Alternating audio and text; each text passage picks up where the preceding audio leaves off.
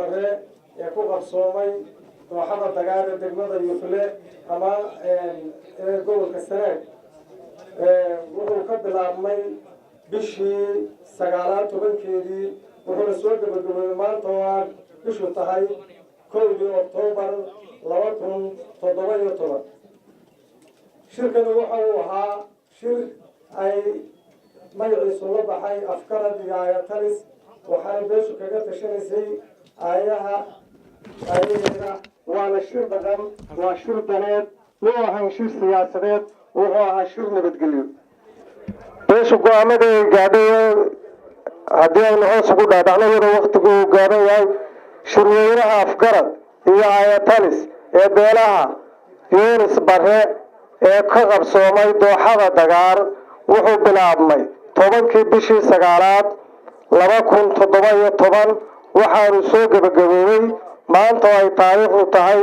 1da bisha 10aad 2017 beeshu waxay go'aansatay markay in badan rogrogtay arrimahan hoos ku qoran in la adkeeyo ku dhaqanka diinta islaamka 2 in la ilaaliyo nabadgelyada dhanna looga soo wada jeesto cid kasta oo qalindaar ku samaysa ama qoonta number 3 in la ilaaliyo deegaanka lagana ilaaliyo xaalufinta iyo nabad guurka inay mar walba number 4 inay mar walba isgarab taagto nabadda iyo samaha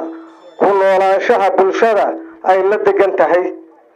number 5 in la shaqaysto oo la shaqeeyo oo la isgarab taago maamul kasta oo sifo sharci ah lagu soo doortay 6 waxay soo dhaweynaysaa